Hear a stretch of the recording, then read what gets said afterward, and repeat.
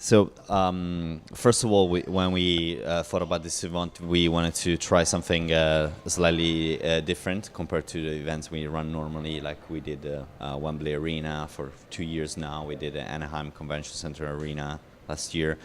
And the idea was to have an event that was really focused on the player experience and creating the best possible environment for the players to compete in, and have an opportunity to create really interesting content from the event itself.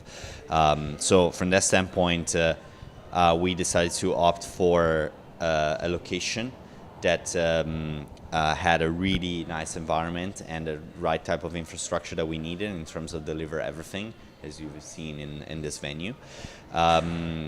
But at the same time, it was in a very pleasant location as well. So we were looking for something tropical, especially considering that now we're close to Christmas and end of the year. This is the last big tournament of the year, and a lot of players. All the players have been traveling all year long and to events all around the world, and they're very tired and burned out.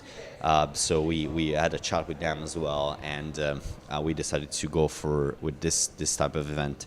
I think Mexico and Cancun, because we found the right type of infrastructure here to deliver event, and we found like some really good local partners, and overall we thought it was a perfect match for us and for this event. It was actually really positive, meaning that they have so many events with a live crowd, and obviously that's very exciting. That's very nice because it gives the energy, but it's not necessarily the best possible outcome from a let's say a competitive standpoint, and therefore they like the idea of having an event like we used to do back in the days, that is a bit more secured environment where they can really focus on the game and on the strategy, while being in a very very beautiful location where they can go to the beach, to the pool, they can go to the spa, have a massage, they can take a tour on a jet ski. I think it's definitely a possibility. A lot of organizers really care about the live audience component, and they built it as a big part of their business.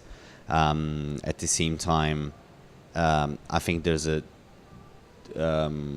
opportunity to do really interesting, compelling events for the audience watching online, which is at the end of the day majority of the people.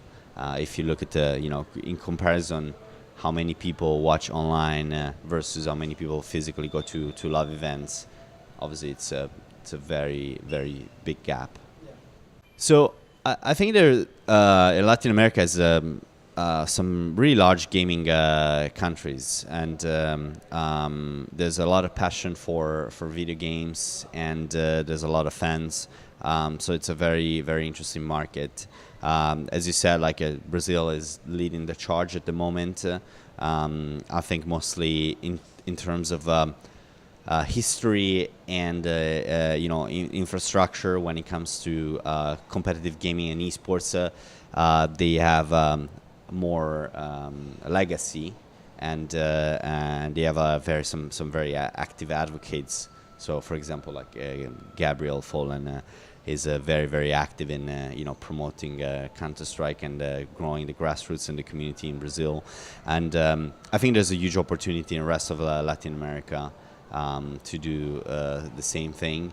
I think we just need some really good examples. The fact that for example, SK Gaming is fully Brazilian roster that is one of the best teams in the world, if not the best. Obviously did a lot in terms of promoting the game in the country. So we need some some similar examples and advocates for the sport in the other countries.